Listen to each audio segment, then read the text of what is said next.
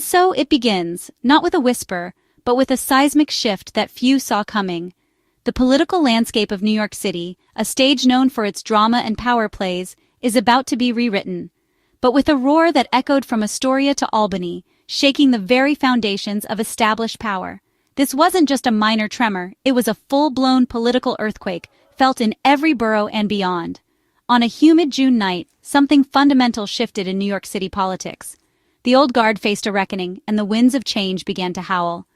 Whoiszohranmamdani, a 33-year-old Democratic socialist, a relative newcomer to the political arena, stunned the city by defeating Andrew Cuomo, a result that sent shockwaves through the establishment. Pundits and pollsters were left scrambling to understand how such an upset could occur. A name synonymous with New York power, a figure who had dominated the state's political scene for years, was suddenly unseated by a young challenger with a progressive vision.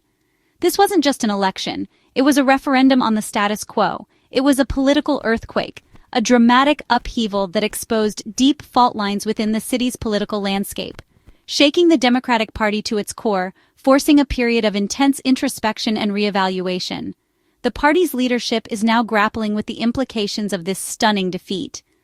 Mamdani's victory signals a generational and ideological clash, a clear indication that younger voters are demanding a different kind of leadership and a more progressive agenda. On the biggest municipal stage in America, setting the stage for a potentially transformative shift in the city's political direction. Cuomo's attempted comeback became the final chapter of an era, a symbol of a bygone age of New York politics. His defeat marks a turning point, signaling the end of an old order, ended by a challenger with a new political language, a fresh perspective, and a message that resonated with a growing segment of the electorate. Traditional Democrats across the country are now reckoning with the implications, nervously watching the unfolding events in New York, wondering if this is a sign of things to come. If it can happen to Cuomo, could it happen to them? The question hangs heavy in the air, fueling anxieties and prompting soul-searching within the party. The general election is now unpredictable, a wide-open race with multiple contenders vying for power. The old certainties have vanished, replaced by a sense of uncertainty and possibility. With Mayor Eric Adams running as an independent and Republicans sensing opportunity, the political landscape has become even more complex and volatile. More than anything, this race has ignited a fierce debate, a passionate and often contentious discussion about the future of New York City and its place in the national political conversation, about the soul and future of the Democratic Party, forcing a reckoning with its identity and its ability to adapt to a rapidly changing electorate.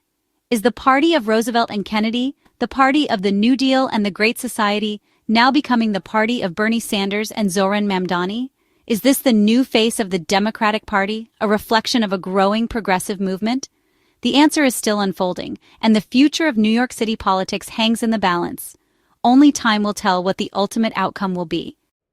To truly grasp the magnitude of this moment, to understand the sheer audacity of what transpired, you must first understand the gravity of the Cuomo name in New York, a name synonymous with power, influence, and a deeply entrenched political dynasty.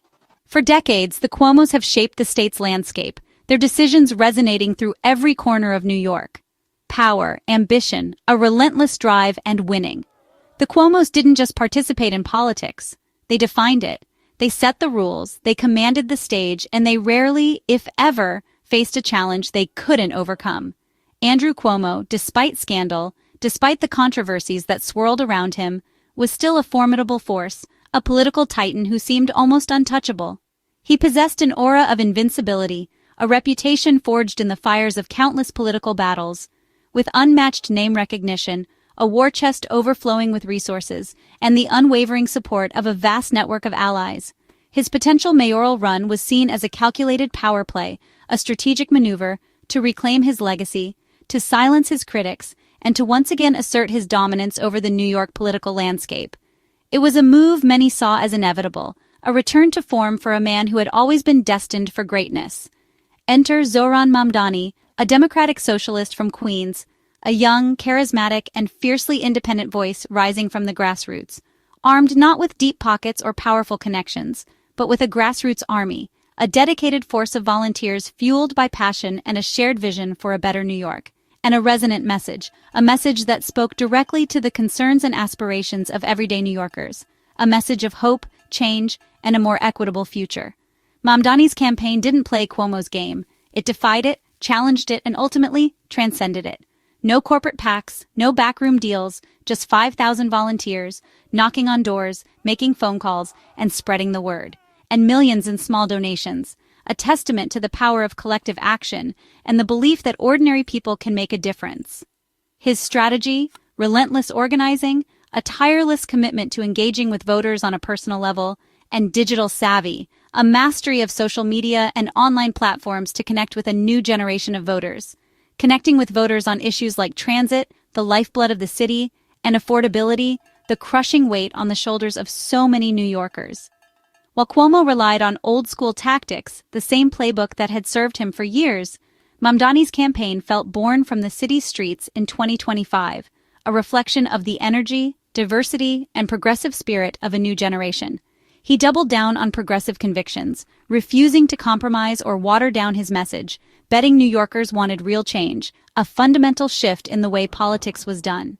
As results rolled in, precinct by precinct, neighborhood by neighborhood, it was clear Mamdani's bet paid off. His audacious gamble had succeeded beyond anyone's expectations, shocking the political establishment, sending shockwaves through the corridors of power. A new playbook for victory, a blueprint for future campaigns had just been written, a testament to the power of grassroots movements and the enduring appeal of authentic leadership. At the heart of Mamdani's success was a platform that spoke directly to New Yorkers' economic anxieties. His campaign was built on bold, transformative ideas: free city buses, a rent freeze, and city-run grocery stores. These policies weren't just promises, they were direct challenges to the status quo. Mamdani's message resonated with young, diverse, and working-class voters who felt left behind. He built a coalition across racial and ethnic lines, united by economic precarity and hope for change. His events felt like community gatherings, filled with energy and optimism. Mamdani didn't just promise to manage the city, he promised to transform it. That vision turned a long-shot candidacy into a history-making movement. The morning after the primary, dread settled over the Democratic establishment. Mamdani's win wasn't just a loss for Cuomo, it was a challenge to the party's entire way of doing politics. Older Democrats now fear Mamdani's grassroots playbook could be used against them. The disconnect between party leadership and its base is now glaring. Moderates worry that Mamdani's progressive stances will alienate swing voters and put the city in play for Republicans. The party faces a painful dilemma: embrace the new energy and risk the center, or resist and risk being swept away. Mamdani's victory has forced the party's internal struggle into the open. Mamdani's victory sent shockwaves through the political spectrum, a seismic event that reverberated from local communities to the halls of national power.